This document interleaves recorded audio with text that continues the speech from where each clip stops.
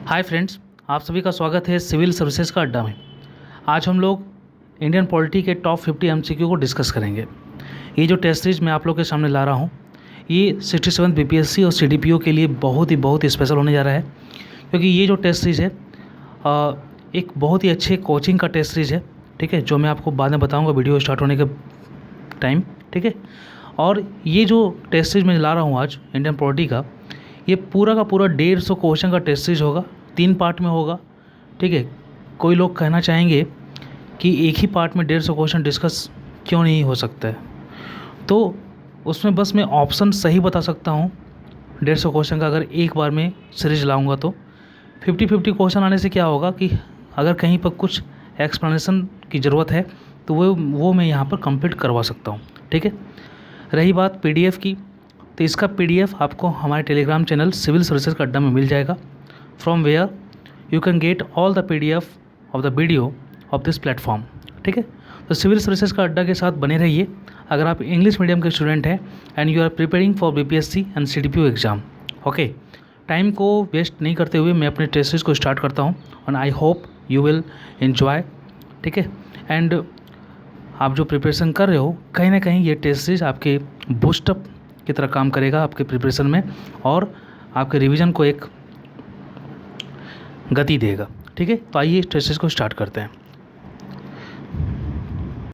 Friends, ये जो test series है ये परफेक्शन आईएएस जो एक कोचिंग इंस्टीट्यूट है पटना का, ठीक है, उसी का ये टेस्ट सीरीज है और काफ़ी ऑथेंटिक टेस्ट सीरीज है। मैंने देखा है इसको, क्वेश्चन काफ़ी अच्छे हैं।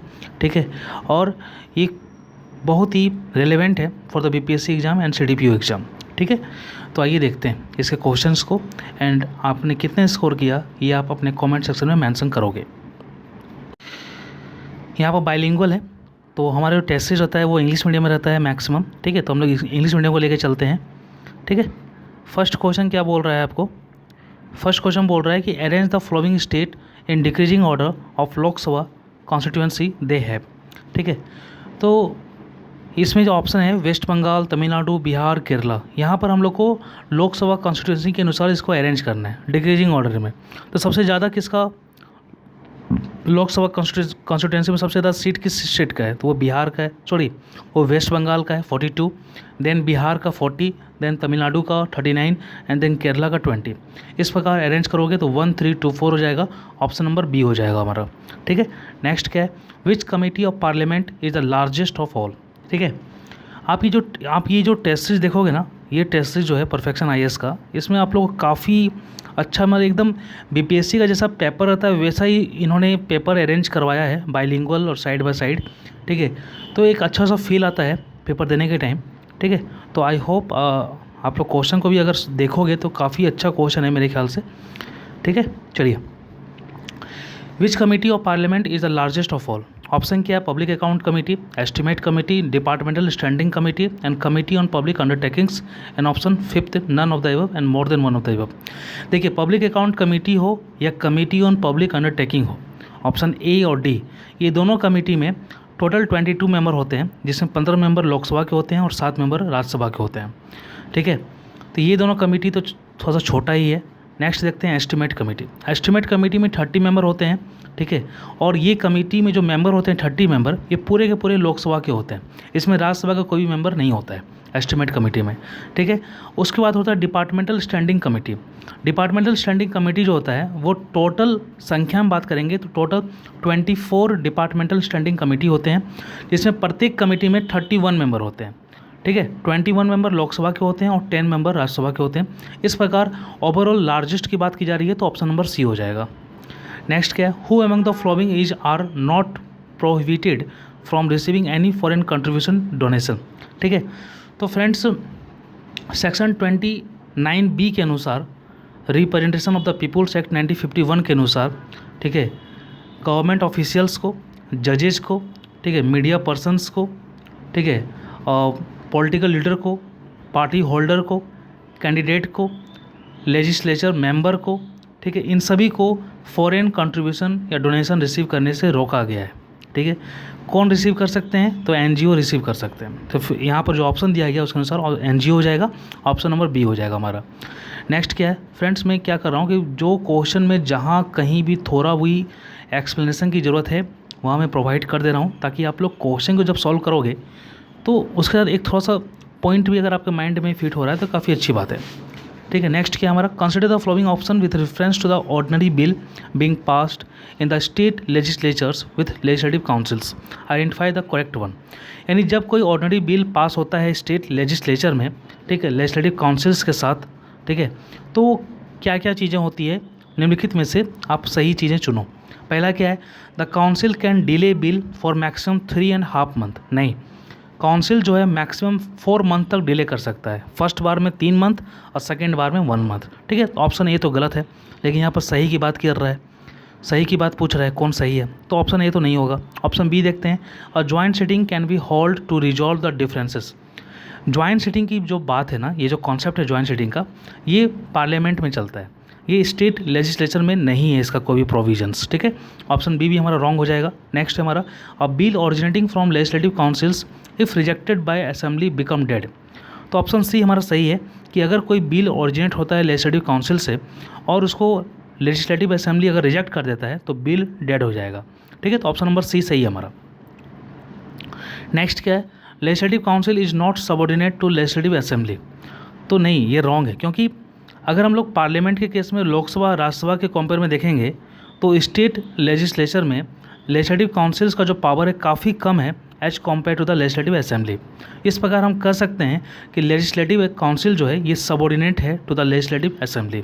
तो ऑप्शन डी हमारा रॉन्ग है, ए बी डी रॉन्ग है, सी सही है, और सही की बात की जा रही है तो ऑप्शन नंबर सी हो जाएगा हमारा। ठीक है, नेक्स्ट क्या है, which of the following is are part of the collective privileges of the house of parliament. ठीक है, देखिए पार्लियामेंट में क्या होता है, हाउस ऑफ द पार्लियामेंट का 2 टाइप का प्रिविलेज होता है, एक होता है इंडिविजुअल प्रिविलेज और दूसरा होता है कलेक्टिव प्रिविलेजेस। ठीक है, ऑप्शन देखते हैं हम लोग, ऑप्शन के अनुसार हम लोग देखेंगे। पहला ऑप्शन क्या है कि there is complete immunity for anything spoken in the house. तो ये जो complete immunity for anything spoken in the house जो है ना, ये प्रत्येक मेंबर को मिलता है। ठीक है, आप कुछ भी कहो हाउस के अंदर, उसमें आपको कुछ भी नहीं होगा। ठीक है, आप पर कोई भी एक्शन नहीं लिया जाएगा बाहर के द्वारा, बाहर मतलब आउट ऑफ हाउस के द्वारा। ठीक है, तो ये हमारा इंडिविजुअल प्रिविलेज हो जाएगा। ठीक है, लेकिन बात की जा रही है कलेक्टिव प्रिविलेज की, तो ऑप्शन नंबर ए तो नहीं होगा। ऑप्शन बी क्या है, the right to punish only the member for breach of its privileges.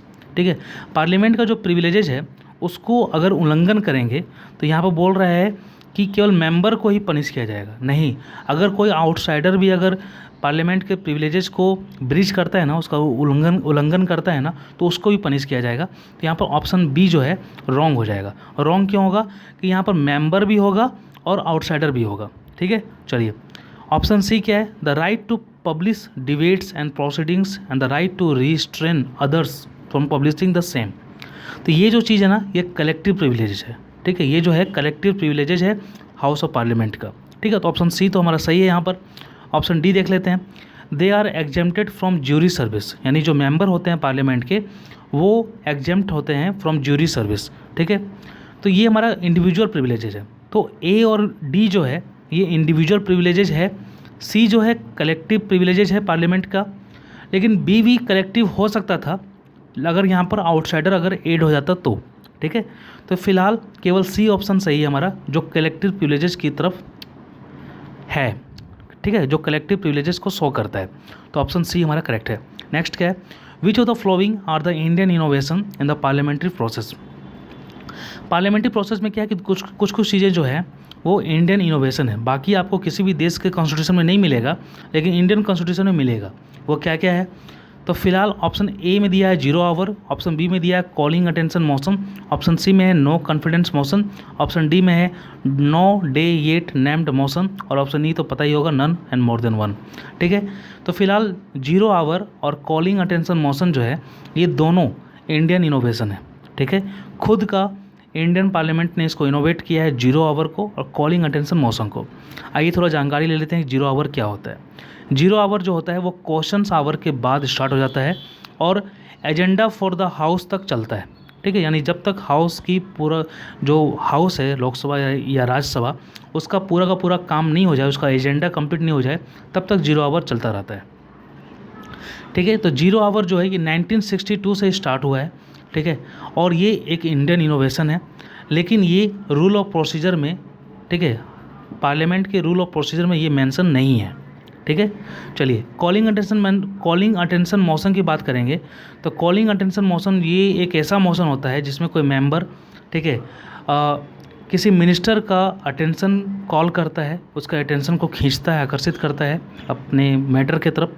अगर कोई मैटर है अर्जेंट पब्लिक इम्पोर्टेंस का, तो उसके तरफ किसी मिनिस्टर का अटेंशन आकर्षित करता है। इसी को हम लोग कॉलिंग अटेंशन मोशन बोलते हैं, ठीक है। और ये जो मोशन है कॉलिंग अटेंशन मोशन, ये 1954 से स्टार्ट हुआ है।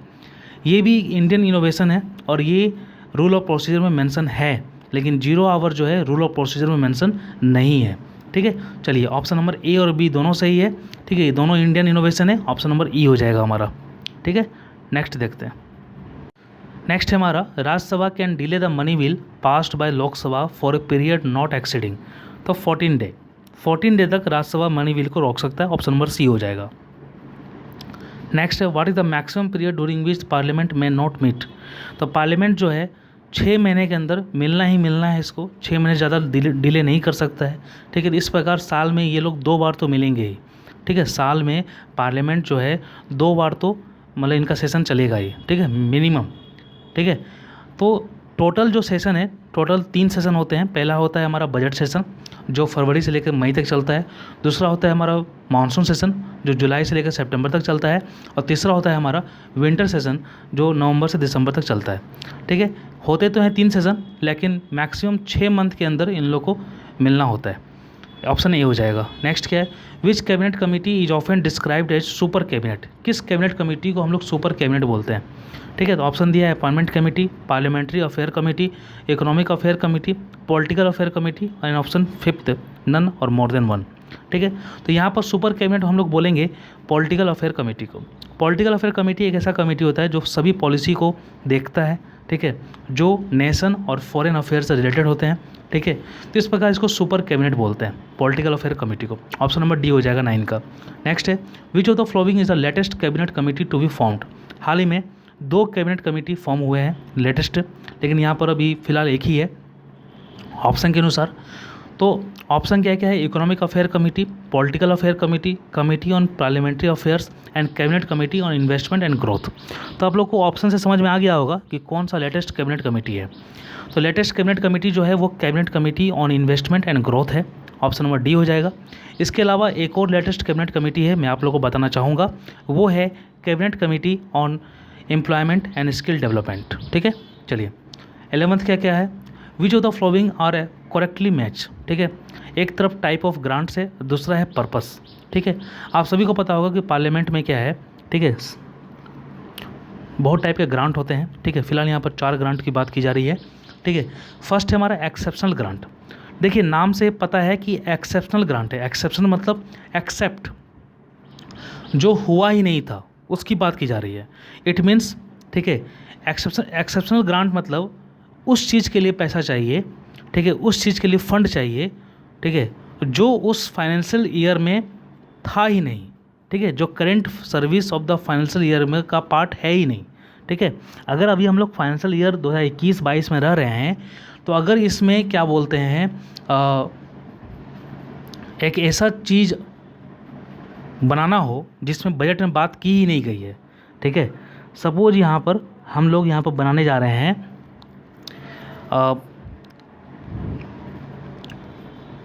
Artificial energy island. तो आर्टिफिशियल एनर्जी आइलैंड बनाने के लिए जो पैसा चाहिए उसका तो डिस्कशन किया ही नहीं गया है फाइनेंशियल ईयर के बजट में। तो ये current service of the financial year का पार्ट है ही नहीं, ठीक है। तो उसके लिए जो पैसा मिलेगा उसको हम लोग बोलते हैं एक्सेप्शनल ग्रांट, ठीक है। यानी जो उस फाइनेंशियल ईयर के सर्विस में है ही नहीं चर्चा किया हुआ, उसके लिए अलग से अगर किसी काम के लिए हमको पैसा चाहिए, ठीक है, जिसका हम लोग बजट में मेंशन भी नहीं किए हैं, ठीक है, लेकिन बीच में कभी ज़रूरत पड़ गया तो उसके लिए जो ग्रांट मिलता है उसको हम लोग एक्सेप्शनल ग्रांट बोलते हैं। तो ए का तो सी होगा, ठीक है। एक्सेप्शनल ग्रांट इक्वल टू होगा not part of the current service of financial year. तो पहला तो मैचिंग है ही नहीं। दूसरा क्या, सप्लीमेंट्री ग्रांट। देखिए नाम से ये सप्लीमेंट्री ग्रांट, हम लोग जब कभी एग्ज़ाम देते थे कॉलेज में, ठीक है, या फिर 12th में या 10th में, जब पहला जो कॉपी मिलता है वो कॉपी जब भर जाता है, ठीक है, तो भरने के बाद फिर भी हमको अगर आंसर लिखना है, कुछ क्वेश्चन छूट रहे हैं, तो उसके लिए हम लोग सप्लीमेंट्री कॉपी लेते हैं। सेम फंडा यहाँ पर अप्लाई कीजिए। अगर किसी काम के लिए आप पैसा लिए हो, फंड लिए हो, वो फंड इनसफिशिएंट पड़ जाता है, तो अगर एक्स्ट्रा आपको फंड चाहिए तो उसको हम लोग बोलते हैं सप्लीमेंट्री ग्रांट, ठीक है। तो ऑप्शन बी जो है एकदम अच्छी तरह से मैच है। सप्लीमेंट्री ग्रांट इक्वल टू क्या होगा, किस पर्पज़ के लिए लिया जाता है, funds found to be insufficient, ठीक है। बी तो मैच है, ए मैच नहीं था। सी देखते हैं, boat of credit.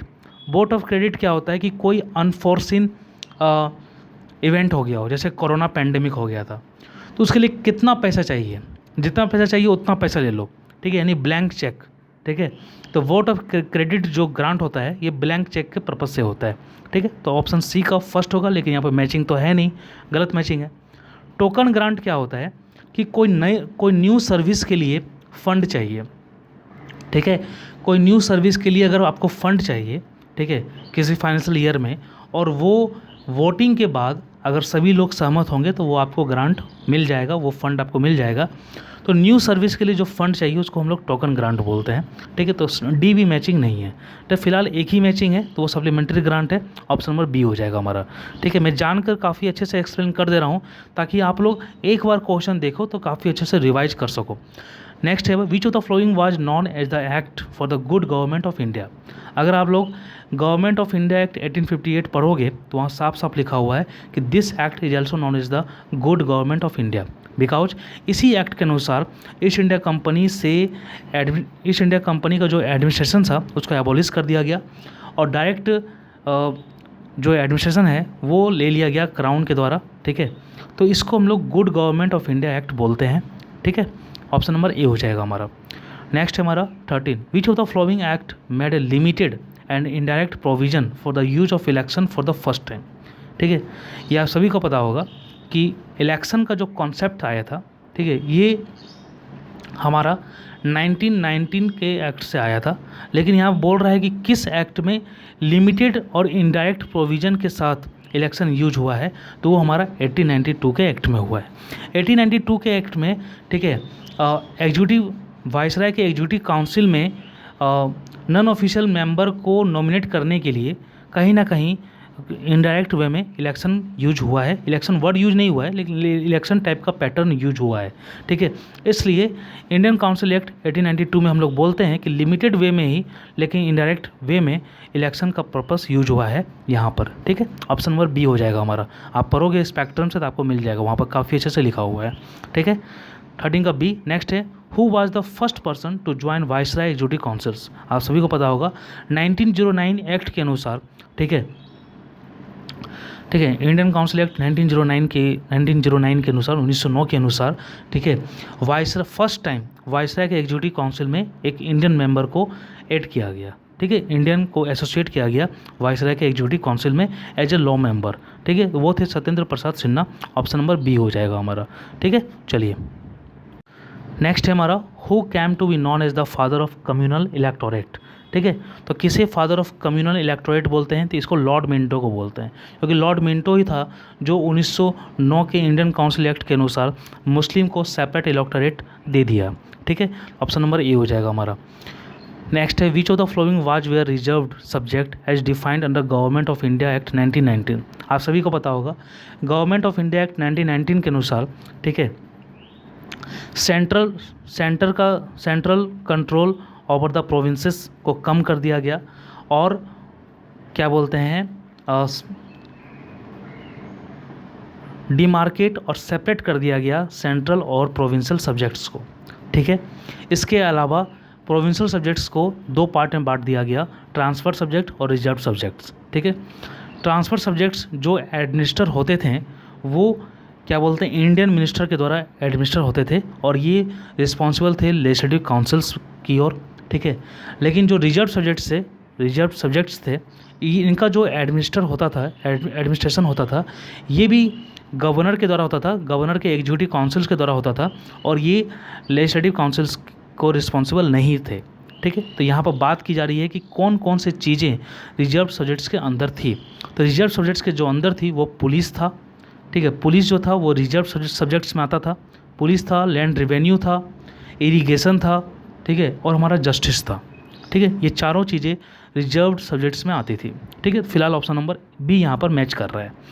Local governance, health, education, public work, agriculture, fisheries, forest, ये सभी चीज़ें ट्रांसफर सब्जेक्ट्स में आती थी। फिलहाल ऑप्शन नंबर बी हो जाएगा हमारा 16 का। नेक्स्ट है communal award was announced by Ramsay McDonald. तो रामसे मैकडोनाल्ड के द्वारा कम्युनल अवार्ड कब अनाउंस किया गया? ये अगस्त 1932 को अनाउंस किया गया। इस अवार्ड के अनुसार जो सेपरेट इलेक्टोरेट का जो कॉन्सेप्ट था, ठीक है, वो मुस्लिम को तो था ही, एंग्लो इंडियंस को था ही, यूरोपियंस को था ही, इंडियन क्रिश्चियंस को भी था ही, ठीक है, सिख को भी था। इसके अनुसार कम्युनल अवार्ड के अनुसार इस कॉन्सेप्ट ऑफ जो सिस्टम ऑफ सेपरेट इलेक्टोरेट था, ये डिप्रेस क्लासेस को भी दे दिया गया, ठीक है। तो अगस्त 1932 में ये अनाउंस किया गया था रामसे मैकडोनाल्ड के द्वारा। इसी को सुनकर गांधी जी पुणे के जेल में फास्टिंग पर, आमरण अनशन पर बैठ गए थे। नेक्स्ट क्या है? Which act introduce provincial autonomy by abolishing dyarchy. सभी को पता होगा कि 1919 में डायरकी लॉन्च हो गया, ठीक है। 1919 के एक्ट में डायरकी लॉन्च हो गया, ठीक है। और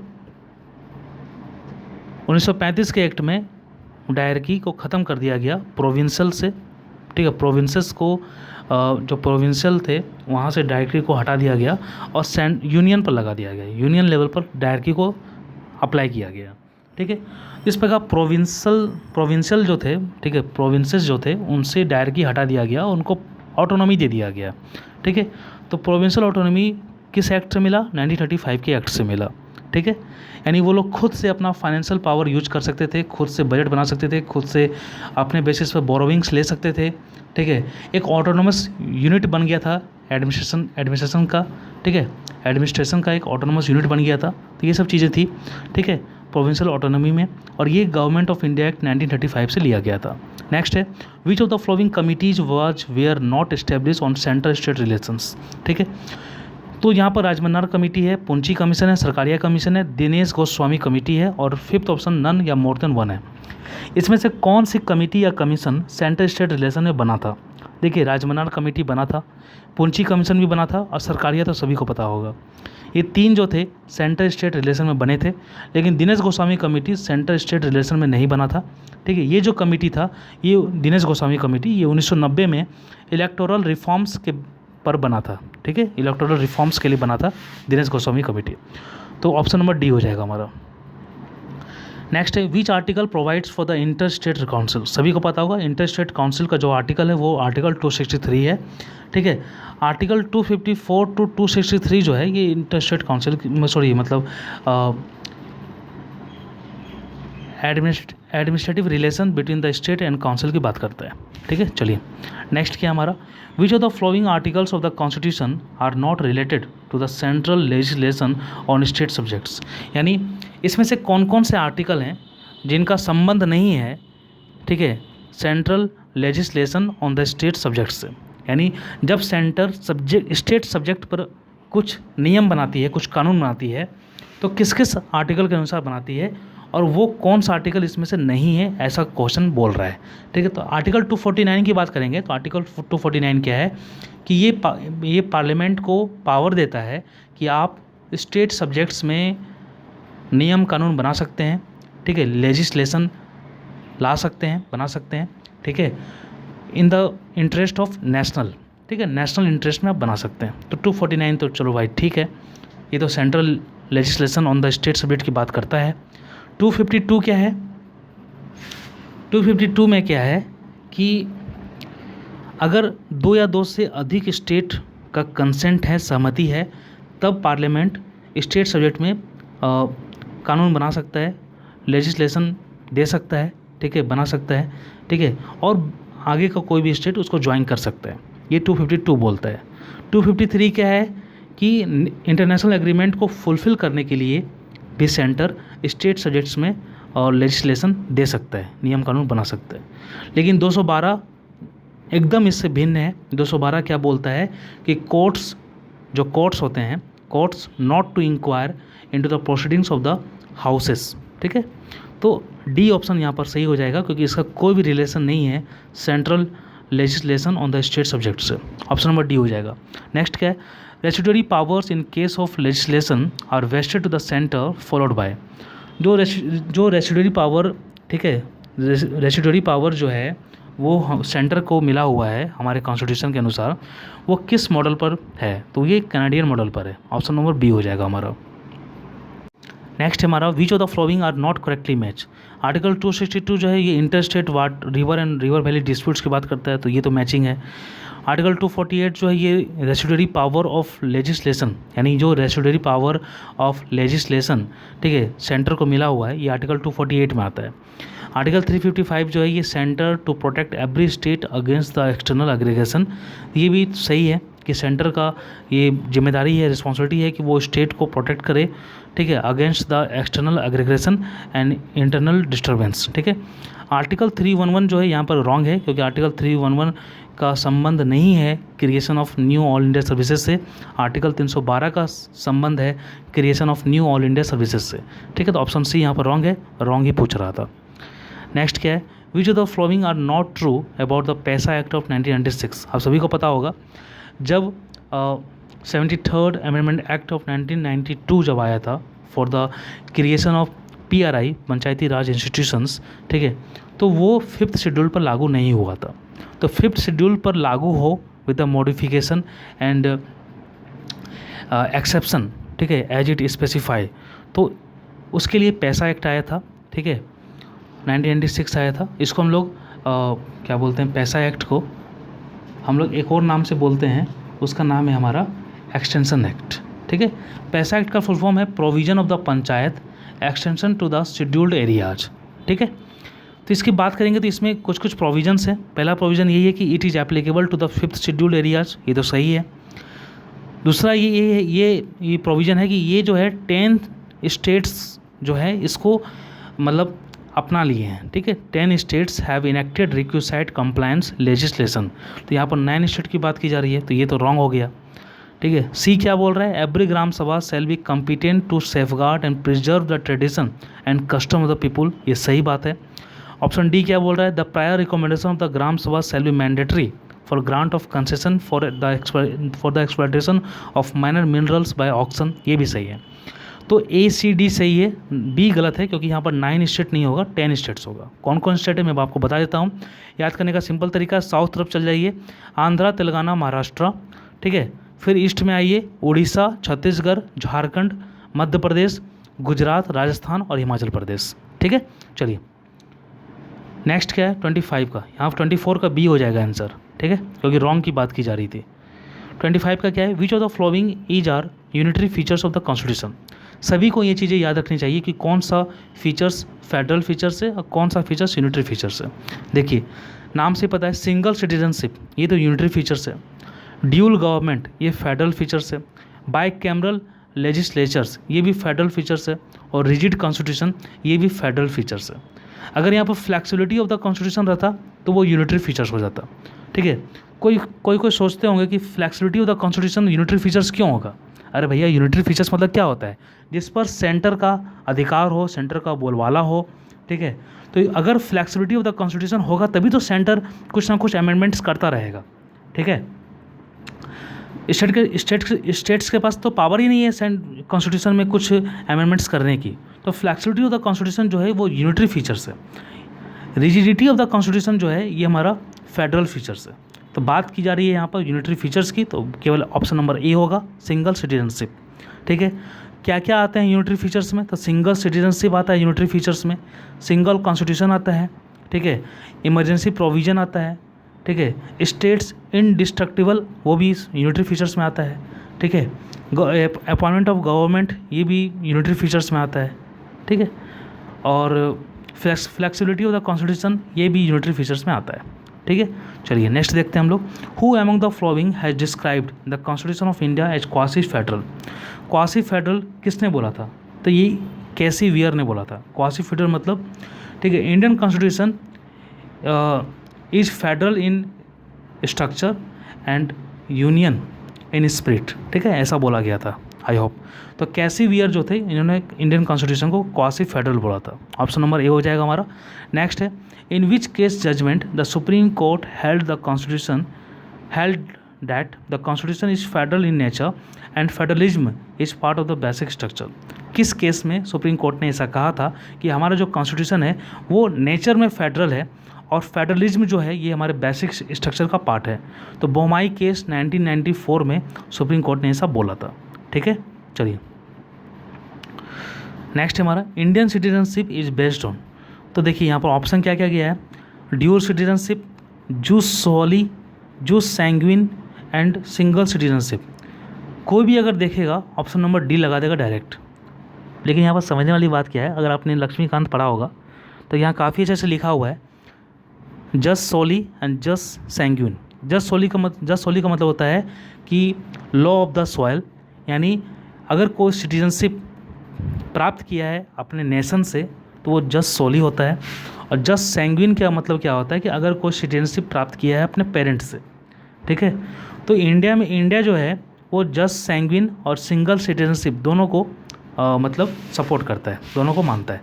जस्ट सैंग्विन मतलब क्या होता है कि सिटीजनशिप जो बच्चा है वो अपने पेरेंट्स से प्राप्त करेगा। पेरेंट्स अगर इंडियन है तो बच्चा भी इंडियन होगा। ठीक है, तो ऑप्शन सी और डी यहाँ पर दोनों सही है। ऑप्शन नंबर ई हो जाएगा हमारा। नेक्स्ट क्या है, a proposal to remove the chief election commissioner can be brought bye.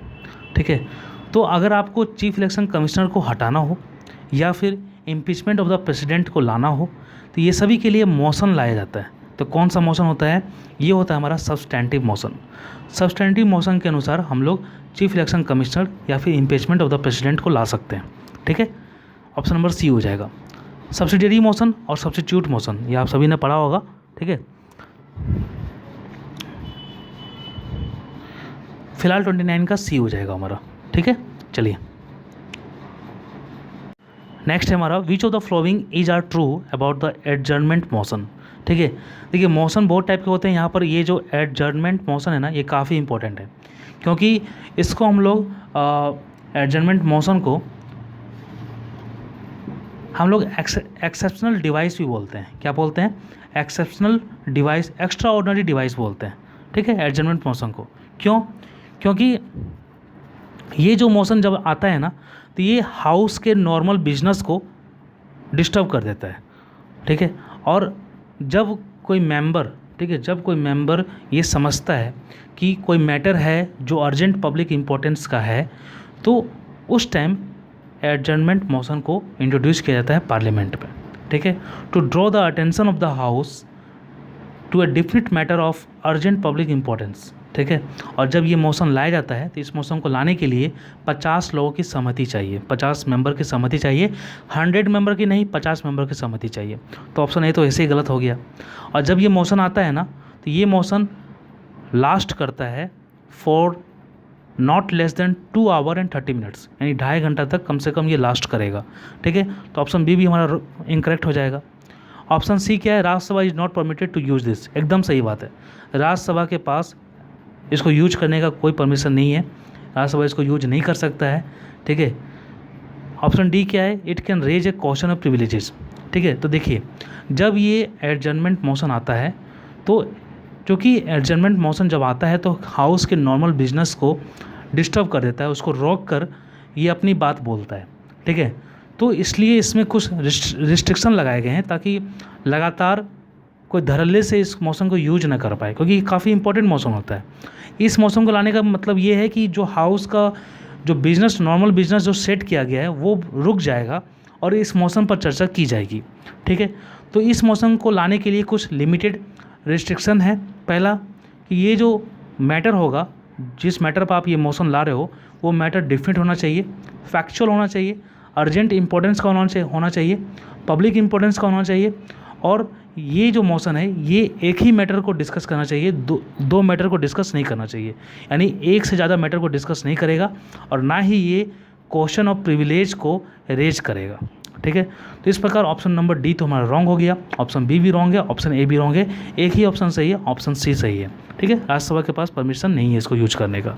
30 का सी हो जाएगा। नेक्स्ट क्या है, supplementary questions can be asked in case of. ठीक है, तो होता है क्या है कि क्वेश्चन आवर जब स्टार्ट होता है, जैसे ही सेशन स्टार्ट होता है हाउस का, तो क्वेश्चन आवर फर्स्ट होता है।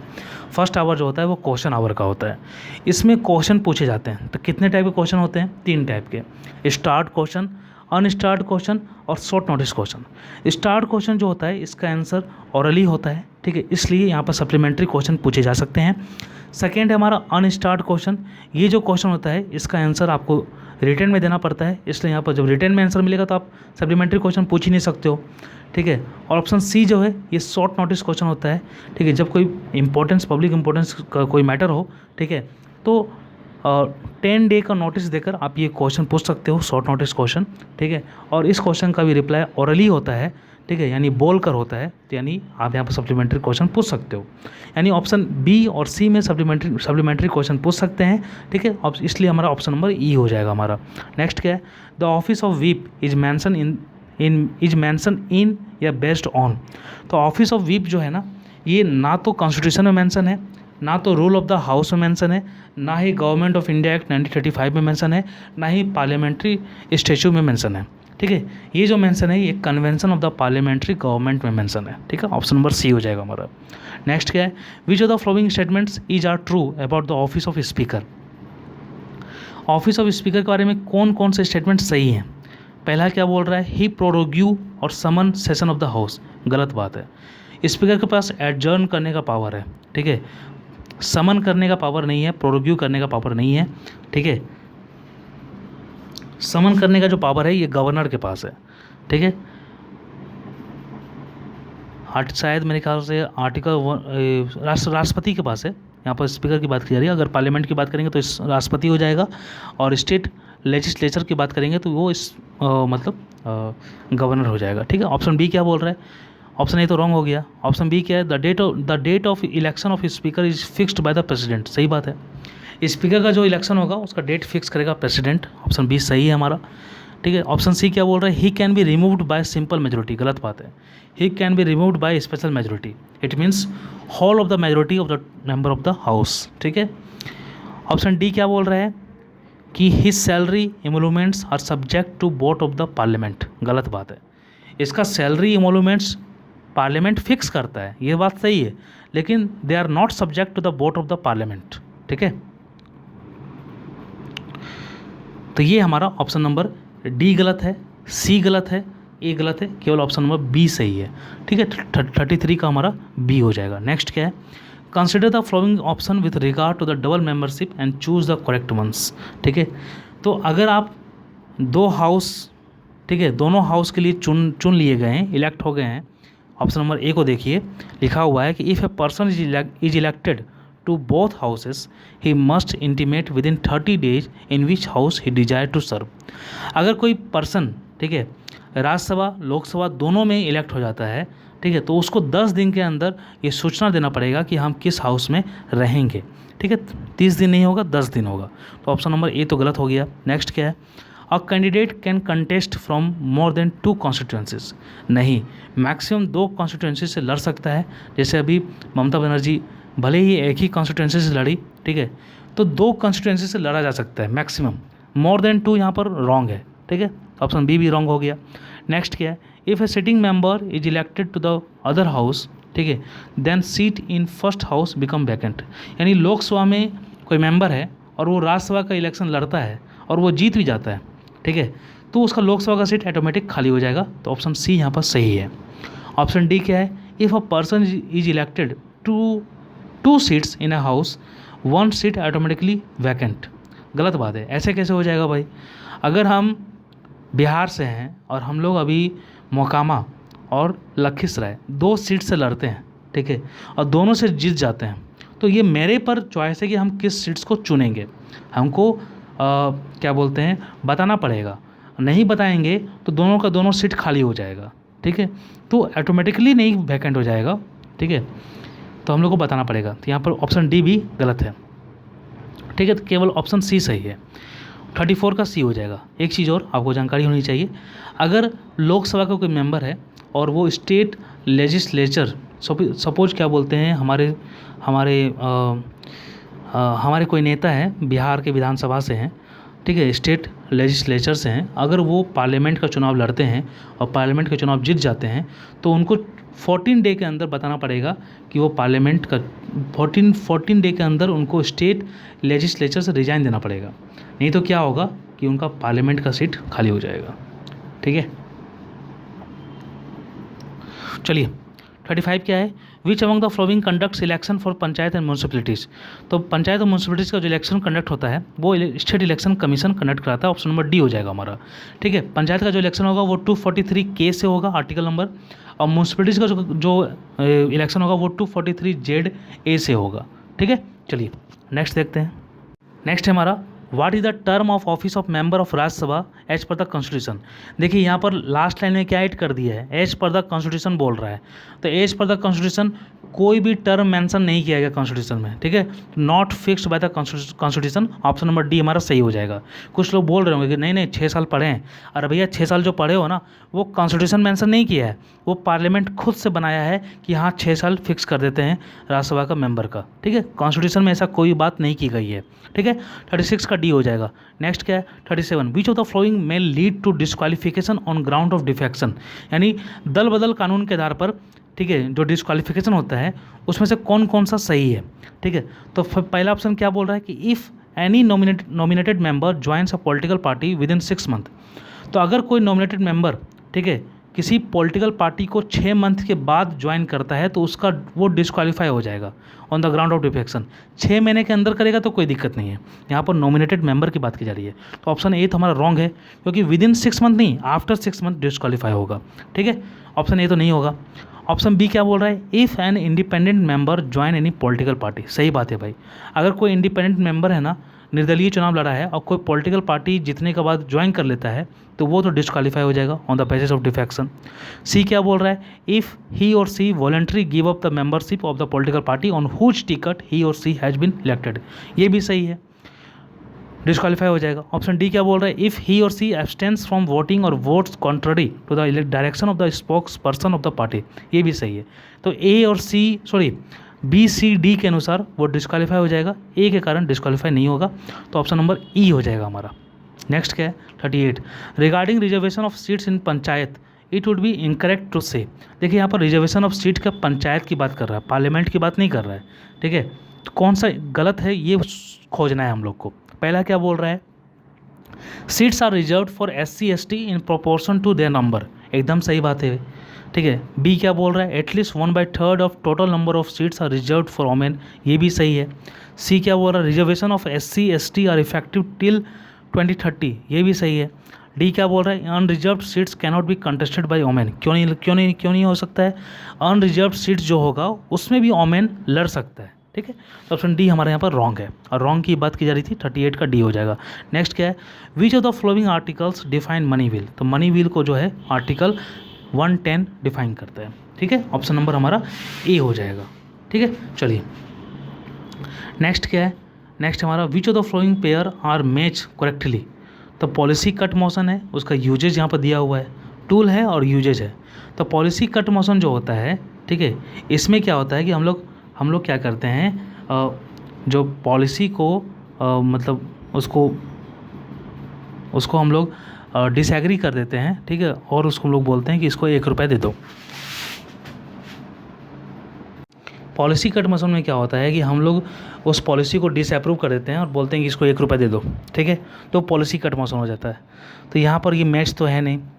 इकोनॉमिक कट मोशन क्या होता है कि उस जो मतलब इकोनॉमी है, ठीक है, वो जो इफेक्ट हो गया है प्रपोज एक्सपेंडिचर के द्वारा, ठीक है, उसमें हम लोग अमाउंट को रिड्यूस कर देते हैं, स्पेसिफाइड अमाउंट रिड्यूस कर देते हैं, इसको हम लोग इकोनॉमिक कट मोशन बोलते हैं।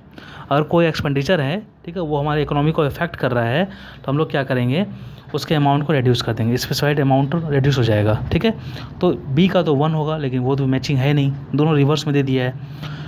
टोकन कट मोशन क्या होता है कि हम लोग क्या बोलते हैं, जो अगर कोई डिमांड है तो उस डिमांड में क्या करेंगे, 100 रुपया माइनस कर देंगे, 100 रुपये घटा देंगे। ठीक है, यानी जो मांग रखा गया है उस मांग की राशि में 100 रुपये की कमी कर दी जाएगी, तो उसको हम लोग टोकन कट मोशन बोलते हैं। ठीक है, ऑप्शन नंबर सी हमारा करेक्ट है, ठीक है, और ए बी डी हमारा रॉन्ग है। ठीक है, चलिए नेक्स्ट है, which article of the constitution deal with the contingency fund of India. Article 267 जो है ये कंटिजेंसी फंड ऑफ इंडिया की बात करता है, और कंटिजेंसी फंड ऑफ इंडिया पर अधिकार प्रेसिडेंट का होता है। ठीक है, नेक्स्ट है डेलीगेटेड लेजिस्लेशन। डेलीगेटेड लेजिस्लेशन को हम लोग सब्सिडियरी लेजिस्लेशन भी बोलते हैं, ठीक है, और सबऑर्डिनेट लेजिस्लेशन भी बोलते हैं, और हम लोग सेकेंडरी लेजिस्लेशन भी बोलते हैं। इसका मतलब ये होता है कि जो अगर कोई कानून पास किया गया है, ठीक है, क्या बोलते हैं,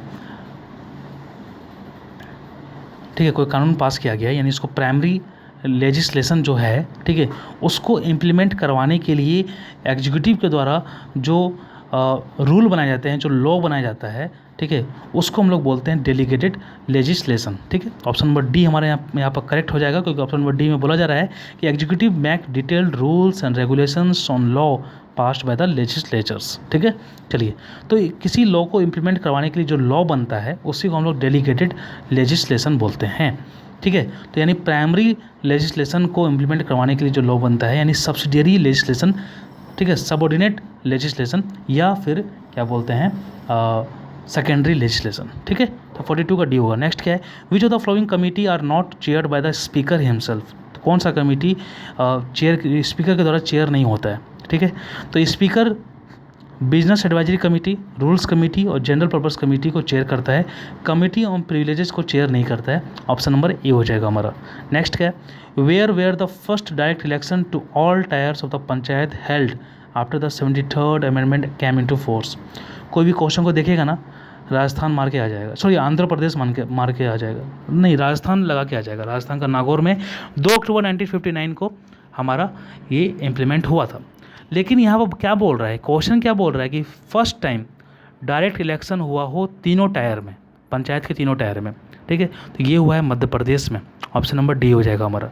नेक्स्ट क्या है, first parliamentary forum was establish in which year.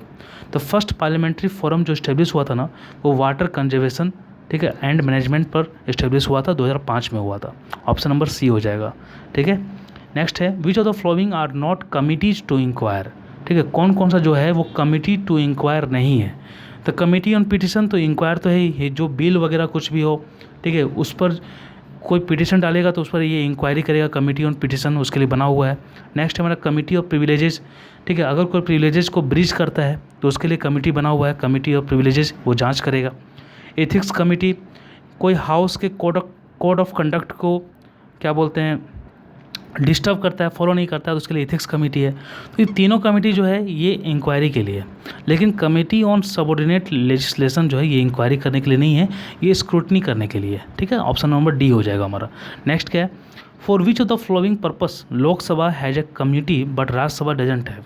ठीक है, तो किस पर्पस के लिए लोकसभा के पास कमेटी है लेकिन राज्यसभा के पास कमेटी नहीं है। तो committee on private member bill and resolution. ठीक है, प्राइवेट मेंबर का जो बिल होता है, जो रिजोल्यूशन होता है, ठीक है, उसको कब टाइम दिया जाएगा ताकि वो इंट्रोड्यूस कर सके पार्लियामेंट में, इस सब के लिए कमेटी बनती है, जिसको हम लोग बोलते हैं committee on private member bills and resolutions. ठीक है, और ये राज्यसभा के पास नहीं है। यही काम राज्यसभा के पास कौन करता है, तो बिजनेस एडवाइजरी कमेटी करता है। ठीक है, तो फिलहाल हमारा क्वेश्चन के अनुसार ऑप्शन नंबर ए हो जाएगा।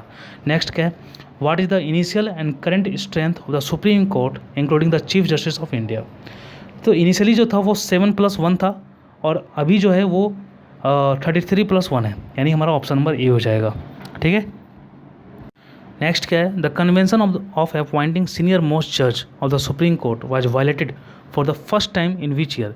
यानी सीनियर मोस्ट जज को सबसे पहले हम लोग अपॉइंट करते हैं चीफ जस्टिस ऑफ इंडिया के रूप में, लेकिन ये कब वायलेट हुआ है, फर्स्ट टाइम कब वायलेट हुआ है, तो ये 1973 को फर्स्ट टाइम वायलेट हुआ है, और सेकेंड टाइम 1977 को वायलेट हुआ है। 1973 को 3 सीनियर मोस्ट जज को इग्नोर करते हुए A.N. राय को बना दिया गया था चीफ जस्टिस ऑफ इंडिया।